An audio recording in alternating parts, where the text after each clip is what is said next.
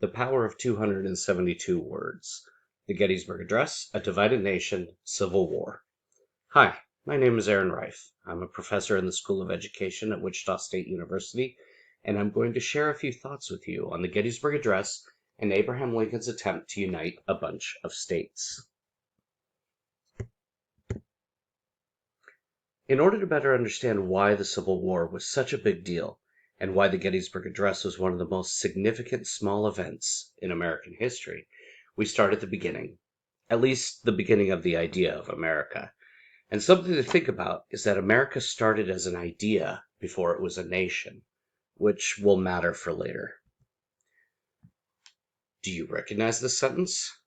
Take a moment, look at it. If you thought, or even said, Declaration of Independence, then you are correct. But what does this mean?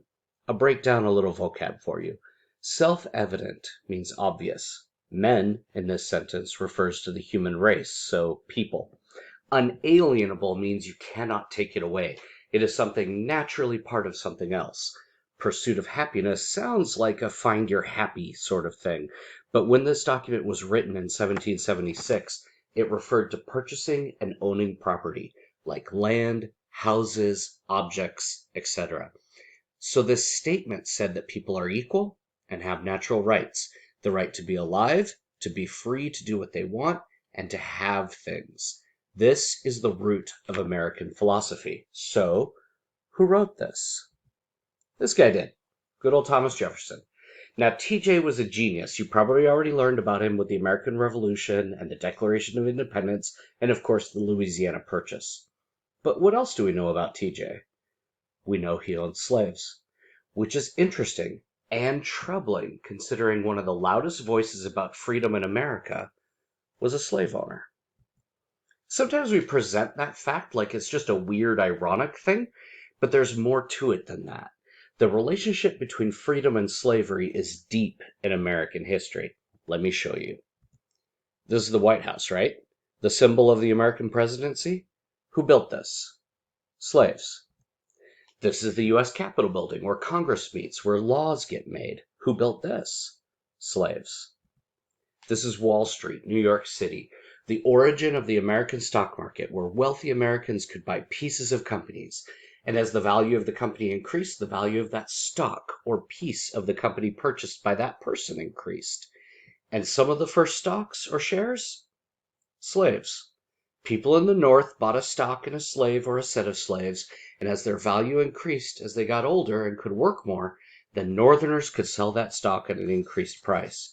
So even people living in states that opposed slavery had ways of making money off of it. And this isn't even counting the shipping and textile industries, whose businesses depended upon slavery in the South. This is Monticello, Thomas Jefferson's home in Virginia. Who built this and who maintained it? Slaves.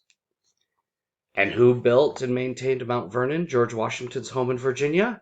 Slaves. How about the University of Virginia, created by TJ? Who built that? Slaves. Okay, you get the point. Slaves built a lot of the stuff in the beginning of America. Fine. Let's look at presidents. The 1st, 3rd, 4th, 5th, 7th, 8th, 10th, 9th, 10th, 11th, 12th, 17th, and 18th presidents all owned slaves at some point in their lives. And one of them was the general of the Union forces during the Civil War. Several owned slaves while being president.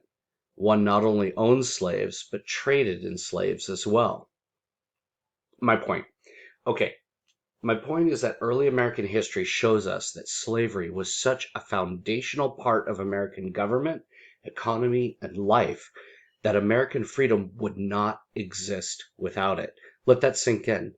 American freedom was completely dependent upon American slavery.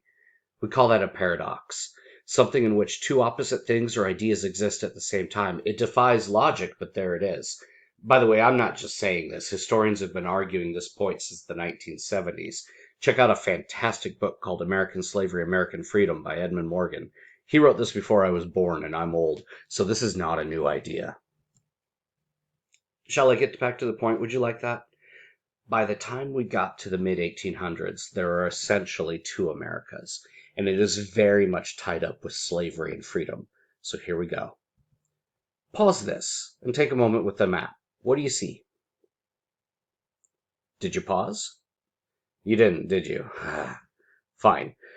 You should notice that the North has a ton of factories and people to work in them, and the South does not. So what does the South have? Cotton.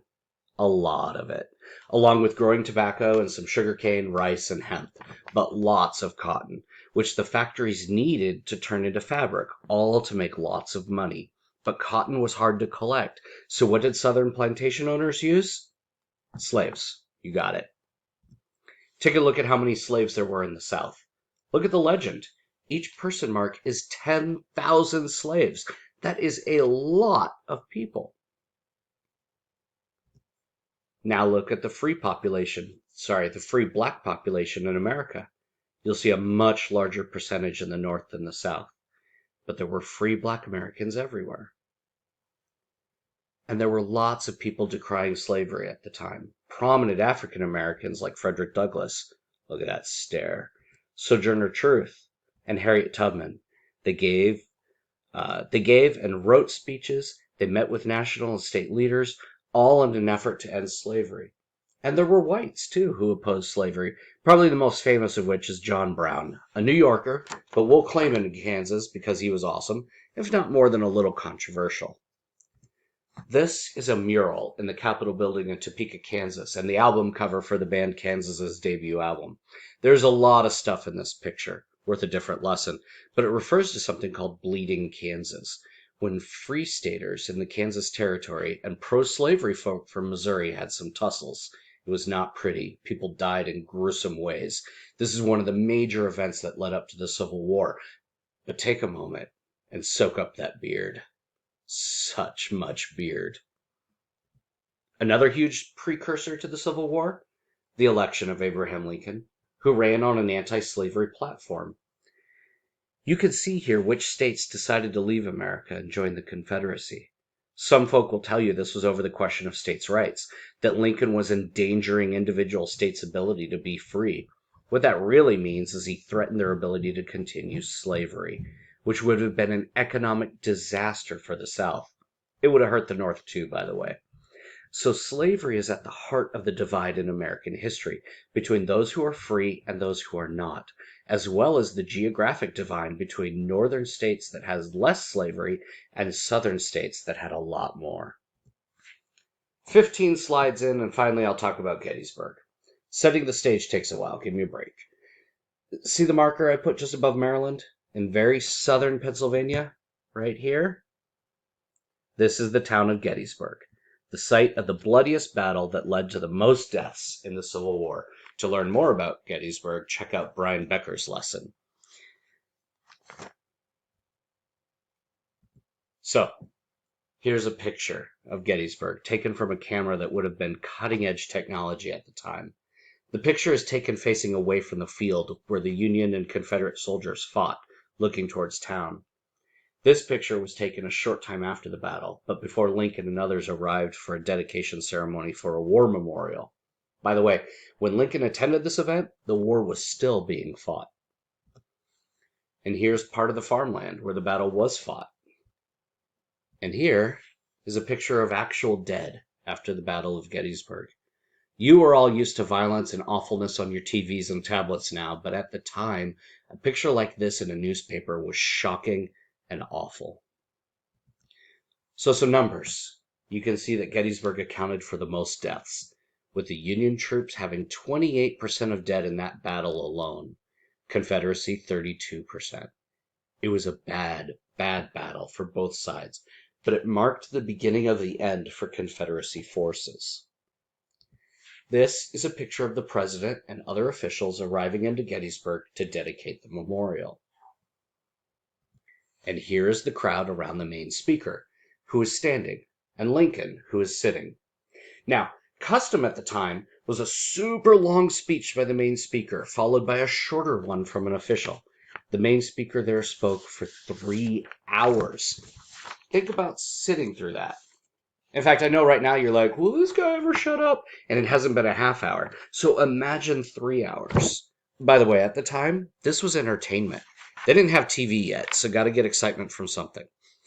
When Lincoln stood up and gave his speech, people were stunned because it was so incredibly short. All of 272 words, all of 2 or 3 minutes to give. This was like a tweet for that time. It was nothing. But a few newspapers printed the speech, it started to get shared, and it caught on. And it became one of the most important speeches in American history. By the way, if you haven't seen him yet, there he is, right there. That's Lincoln. That's our speaker. So, when I say so, pause this video and open the Gettysburg Address with notes file. Read through it and put explanations in the margins.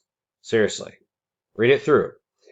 I'm talking to you, Jeff, Devin, and Maria. You never pause when the teacher tells you to, and I know because I'm watching. So pause, everyone, and read now. Hey, you? Yeah, you. You didn't pause. I'm not stupid. I know these things. So, let's have the speech one more time, without notes, just the speech. 7 years ago, our fathers brought forth on this continent a new nation, conceived in liberty and dedicated to the proposition that all men are created equal. Now we are engaged in a great civil war, testing whether that nation, or any nation so conceived and so dedicated, can long endure. We are met on a great battlefield of that war. We have come to dedicate a portion of that field as a final resting place for those who here gave their lives that that nation might live. It is altogether fitting and proper that we should do this, but in a larger sense, we cannot dedicate, we cannot consecrate, we cannot hallow this ground. The brave men, living and dead, who struggled here have consecrated it far above our poor power to add or detract. The world will little note nor long remember what we say here, but it can never forget what they did here. It is for us, the living, rather, to be dedicated here to the unfinished work which they who fought here have thus far so nobly advanced. It is rather for us to be here dedicated to the great task remaining before us, that from these honored dead we take increased devotion to that cause for which they here give the last full measure of devotion. That we here highly resolve that these dead shall not have died in vain, that this nation, under God, shall have a new birth of freedom, and that government of the people, by the people, for the people, shall not perish from the earth. So did you catch what he did? This speech is tight, not in the slang sense, but in the smartly written and word choice sense. He is saying the war is about the survival of the nation of America, but more importantly, the idea of America itself. And what is that idea? Freedom. What was the underlying problem that led to the Civil War? Slavery. Remember all that stuff I laid out in the beginning? The tension between freedom and slavery in America leading up to the Civil War? And what Lincoln so sneakily did in his speech was cast both Union and Confederate soldiers as American, as fighting for the continuation of America? Was that really the case? No. But this version stuck. And what about freedom for Black Americans? It would come after the Civil War was finished, but you will learn, if you did not know already, that Black people and brown people and Asians, women, all kinds of people had to continually push and provoke to have those inalienable rights actually in place. See, the history of America is rooted in a fantastic and worthy ideal, the idea of equality and freedom, but the way that America actually existed did not live up to that ideal. One can argue, and I do, that the history of America is in many ways shows how we as a people have struggled to change our society in order to meet the idea of freedom and equality written down in 1776. Something to think about. But I want to leave on this. Before the Civil War, people in America called the country these United States, plural. And state identity often meant more than national identity. So, if you were living then, you would call yourself a Kentuckian or a son or daughter of the Connecticut before you would call yourself an American.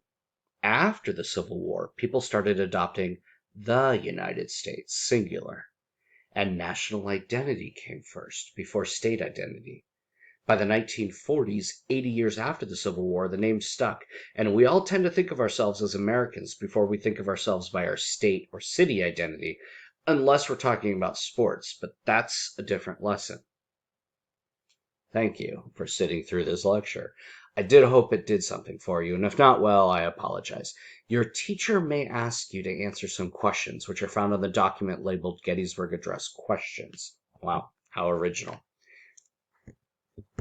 End of lecture.